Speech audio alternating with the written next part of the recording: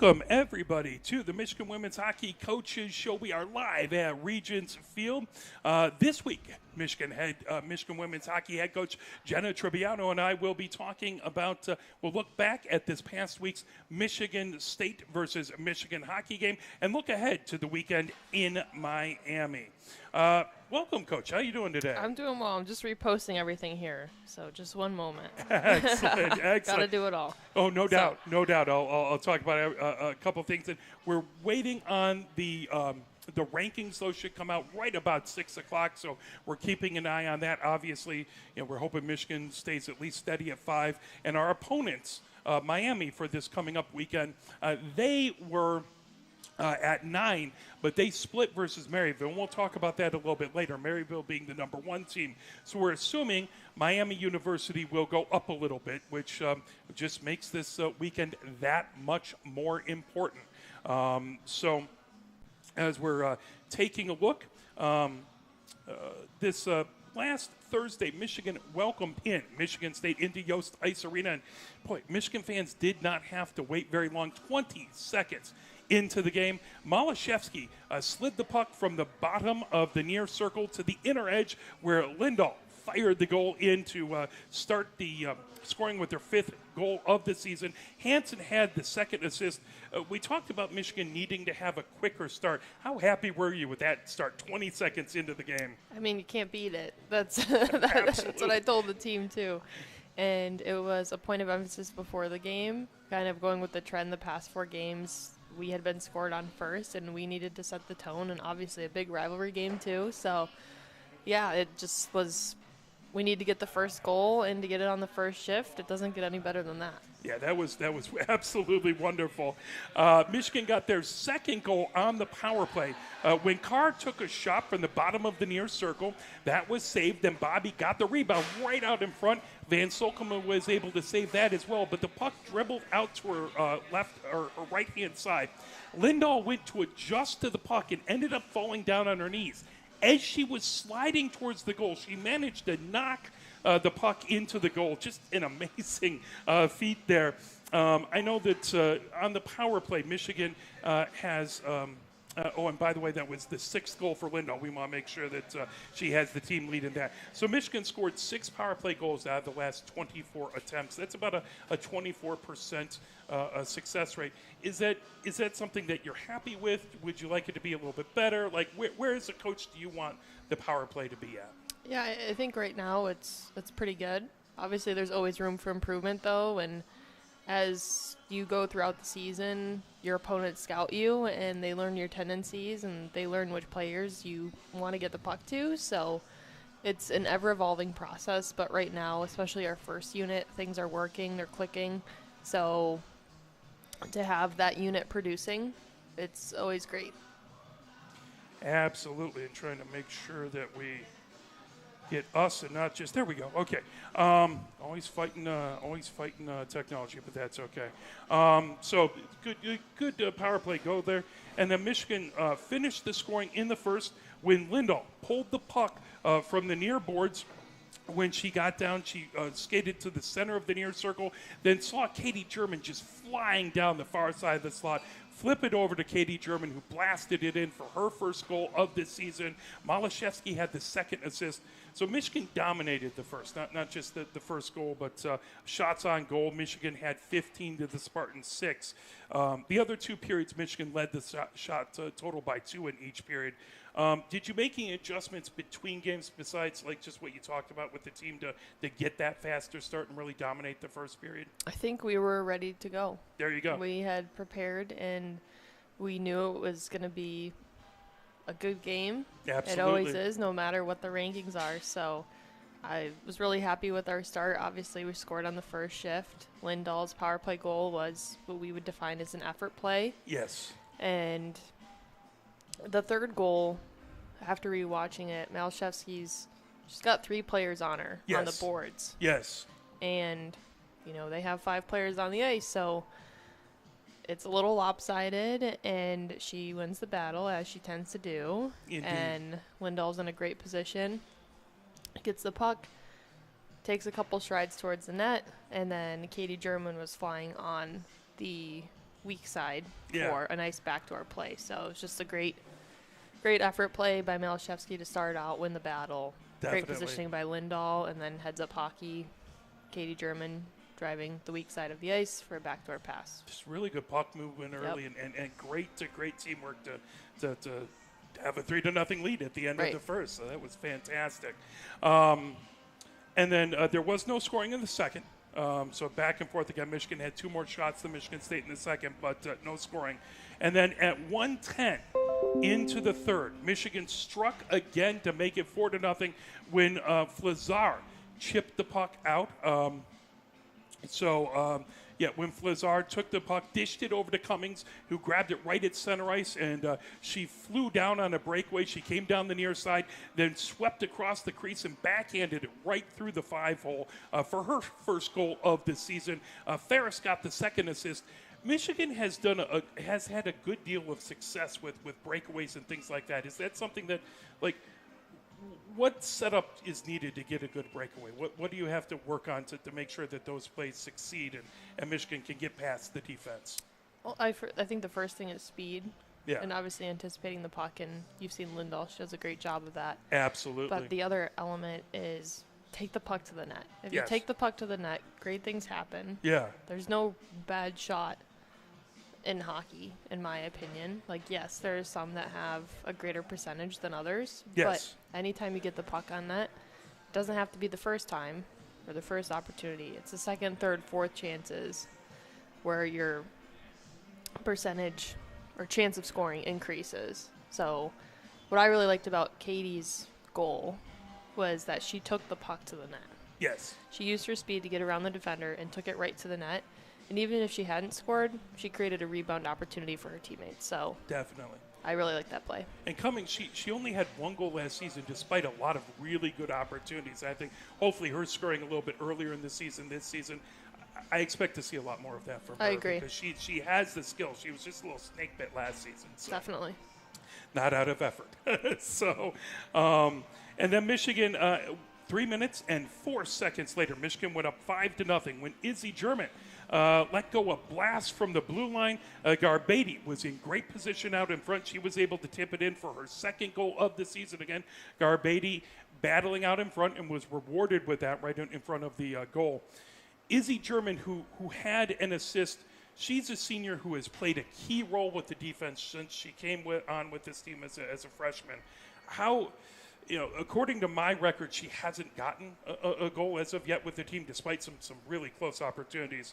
How much would the team love to see Izzy get her first goal as a Wolverine and get on that score sheet? I think everybody would love it. And even that play, too, you could see the excitement. Yes. To have one of our top defensemen in the D zone to produce offensively, it's great. Absolutely. So to have that depth at both ends of the ice is something that's really special. And, hopefully she continues to produce. And I think that's one thing this year. We have a really solid D-core that is producing.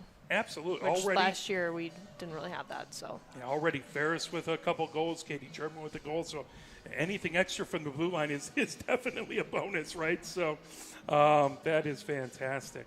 And hopefully Izzy will get that goal. I know Coach Ned's eyes light up anytime she fires it towards the net there. So Michigan's final score was just 2 minutes and 47 seconds later. Hansen skated through the neutral zone and right down the slot moving. And she came in and she went to the forehand and the backhand and the forehand and went right around a defender, right in the slot, and was able to fire it right past the goalie. We have seen this last year and this year, Hansen is capable of just some completely highlight reel saves. I mean, that was stick handling in a phone booth there, where she didn't have a lot of room. It's exciting when we're blown away up in the booth. What's it like on the bench? I mean, does everyone get super fired up when she pulls a superhero move like that? Yeah, it's definitely fun to watch. I am a power forward myself, so I don't teach those things. A lot of the creativity is from the players themselves, which I appreciate. So, it's really fun to watch, and obviously to produce from a play like that and to be able to rewatch it too. Thanks to Arbor Broadcasting, it's really cool to see. Absolutely. I got to cut that, make a clip, and put it out there. Yeah. Because that was just impressive. That's ESPN highlight reel. Definitely. Absolutely on that one. Michigan, so at that point, that was the last scoring for Michigan. The shutout ended with 6:13 left in the third when McLucky took the puck from her own end.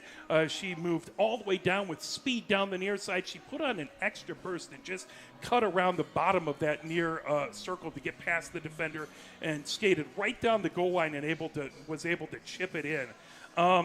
Was that an instance of maybe the team up a lot and losing a little focus, or was it just a great individual play by a really good hockey player? I think a little bit of both. They obviously didn't get up Sure. or give up. So, yeah, I think we kind of let off the gas a little bit, which is what we didn't want to do, and changed our strategy on the bench, knowing we had a 6-goal lead. Yeah. Giving maybe like Lindahl and some others just a little bit of a break because Oh, sure, yeah. we have a cushion. So, it was a great play by them to put one in the net. I'm sure that's what they talked about between periods too. Like, just get the first one. It's the same thing we say too. Yeah, like, as soon as you definitely. get one, you're probably going to get another one. And they did. So, yeah, it was definitely something we want to improve on, is playing a full 60 minutes because obviously, like, any shutout is great for the team and also goaltending. So, yeah, it was a great play by them. Absolutely. And then Michigan State had the last entry on the scorebook when they had a 3-on-1 breakaway, and Princeton came down the far side, was able to flip it over to Lieb, who was right in front, fired it in. Nothing Poneth could do about that one. That was right in front there. Michigan State continued to play hard in that third period. Was there anything they changed to kind of give them a little success late in that third period? I think they were fired up. That's fair. Obviously, yeah. like they just wanted to They didn't get want one. to have a goose egg. Yeah. They wanted to get good, positive Yeah, things going. and I mean, like, going to the third, it was only 3-0, Yes. and really, like, whoever scored that fourth goal was gonna kind of sway the momentum. Absolutely. We saw it in the CCWJ playoffs last year. Absolutely. So, yeah, it was, I think, our first time playing. Obviously, in the second Grand Valley game, we had a lead too, but to play a game where, like, the next goal is probably going to win the game, yes. even though, like, the scoreboard doesn't say that, we have to play like it's 0-0, and we have to be Absolutely. just as hungry as we were in the first period. So, yeah, props to them. And right before, first of all, any final thoughts about the Michigan State game? It felt good. Anytime you can beat Yeah. Michigan State, obviously that's a huge deal. Yep. So. So that felt good. Players had the weekend off from hockey, so we're back at it this week. We had practice last night. Looked pretty good. We had our goaltending coach out there working with our goalies. So shout out to Coach Andrew. And yeah, we've got practice tomorrow, film session too, and Nice. we'll be ready for this weekend. Fantastic. Now, right coming up to the Michigan State game, as a matter of fact, ending like an hour beforehand, was Club Sports had their kickoff fundraiser. How did Michigan do? Do you want to talk a little bit about how that went for the team? Yeah, I think for us it was a little difficult just because it was a Wednesday, Thursday, so Yeah. like midweek for our students, and then on top of that we had a game that started relatively early Yes. because for those that don't know, sometimes we practice at 10 o'clock at night.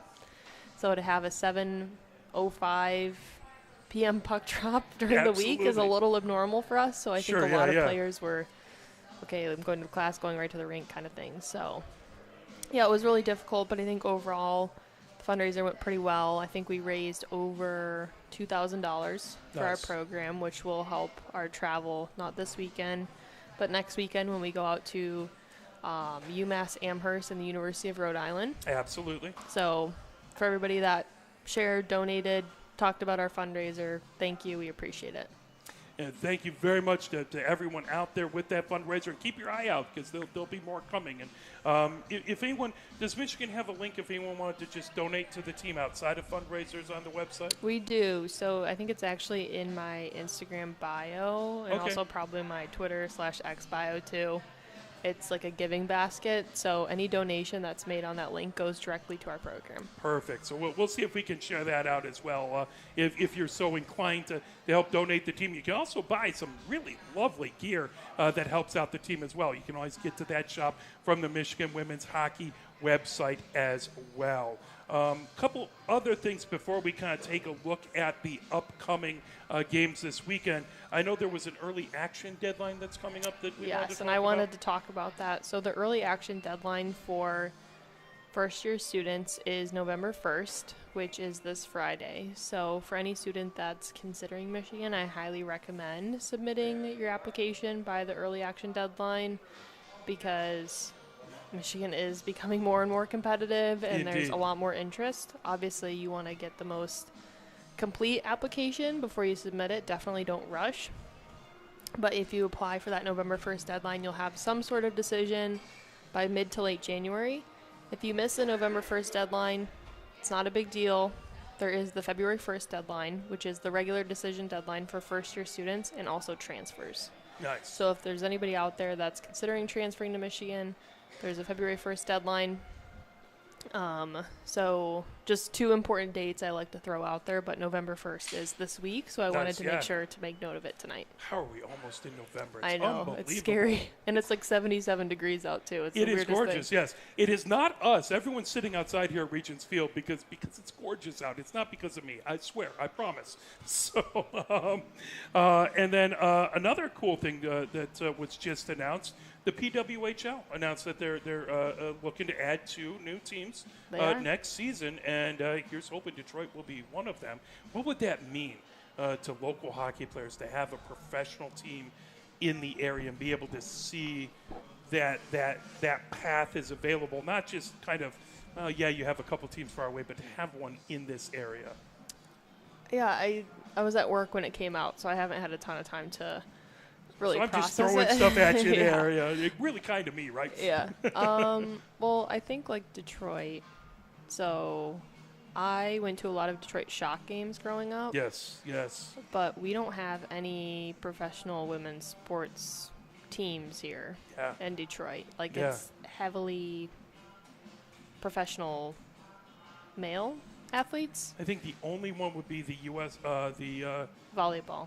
volleyball, and then there's a not USL2 but USLW. The Detroit FC Yes. has USLW Yep. team, but they're not at the top level. So yeah. Right. So at the top level, we don't have anything Yeah. in this area, and like I think about Indianapolis now, Yes. and like how that's going to change the landscape. I Yes. mean, Indiana's already a big basketball state, but for like women's basketball now, like obviously you're not going to see the impact right away. Yeah. But yeah, I'll be interested to see more information that comes out because obviously it'd be great to have one Yes. in Detroit, and I think we have the fan base for it. I know we have the fan base for it because we have a fan base, just what we're doing here. But Absolutely. yeah, I'm really curious to follow along on that one.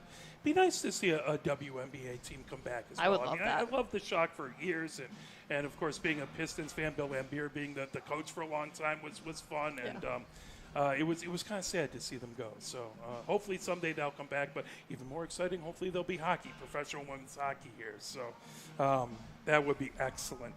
Taking a look up at next weekend. So this is going to be a big road weekend versus a tough CCWHA opponent.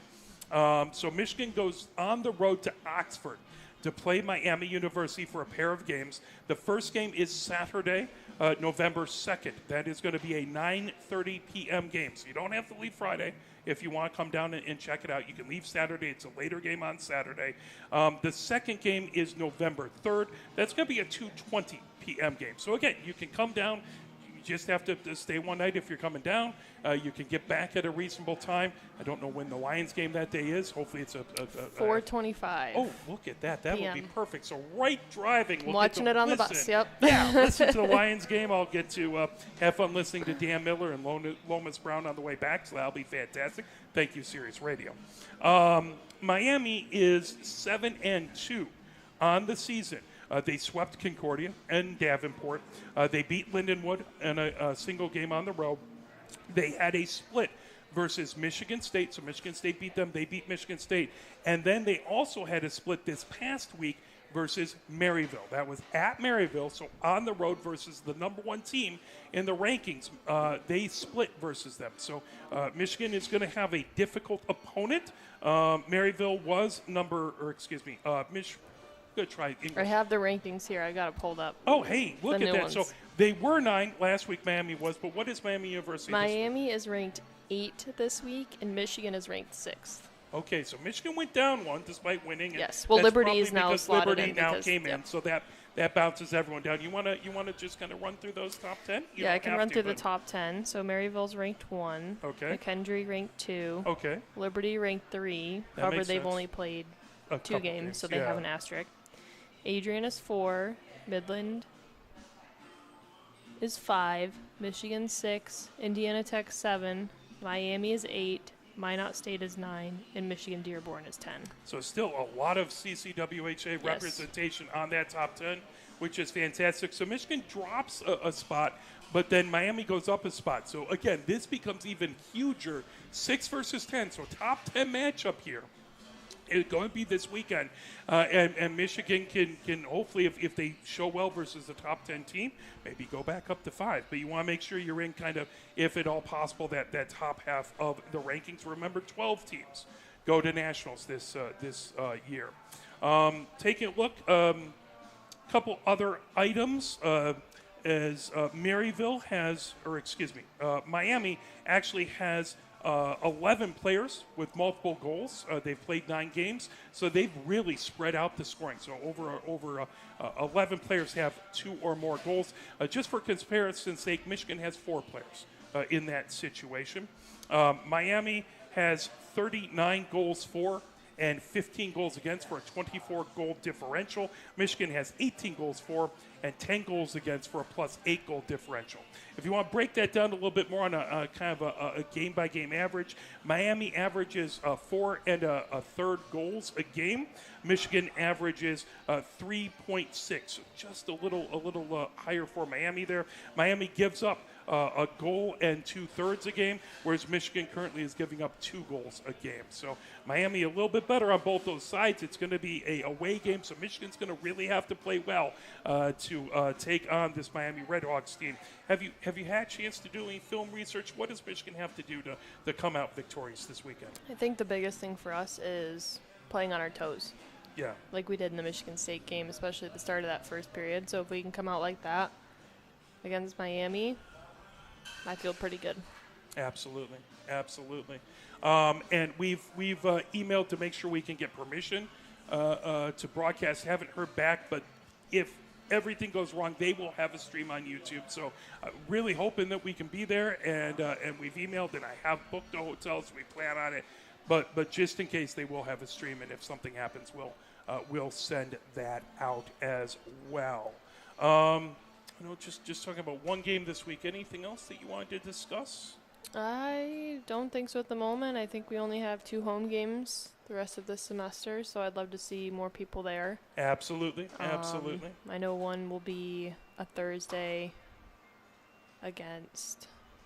The first one will be a Sunday against Dearborn, and then Yes. there's a Thursday game as well, which I know are always tough to make, but Yeah. the more people, the better. It definitely feeds into the energy that our group has, so if people are able to attend, we'd love to see you. How many folks? It was hard to see because we were up in the press box, which I love at Yost, but it's hard to see the crowd. Was there a good crowd for the Michigan State game? I saw a lot of people posting about it, and thank you to several people, including the folks with the Michigan podcast who were out watching. But how was that crowd? Yeah, I think it's definitely one of our larger crowds this season. Fantastic. I would assume maybe around 125 or 150 people, which Perfect. obviously it's a Thursday, so Yeah, that's tough. That's tough. that does make it tough. Friday games are usually the best ones, but yeah, I'd love to see more people there. So away this weekend at Oxford, and then remember the next weekend they're going to be way even further away as they're going to visit 2 games at UMass Amherst, and then a game over at Rhode Island. And again, we plan on broadcasting those for you. So if you can come out to the East Coast, we'd love to see you there. But if you can't, we'll do our best to broadcast those out for you as long as we're allowed. We want to thank everyone who came out. Again, the Michigan podcast was there. Lots of wonderful, amazing people out and cheering on the teams at Michigan State. We want to thank everyone who has sent in money during the fundraiser and supported this team throughout. And thank you to Regents Field, as they always have a fantastic job letting us be here. And how was that salad? I got to finish it. Excellent. So wonderful salad out there. So thank you to everyone. Any final words? Oh, go blue. Go blue. Well, thank you, folks. Have a wonderful, wonderful rest of your weekend. We'll see you down in Oxford on Saturday.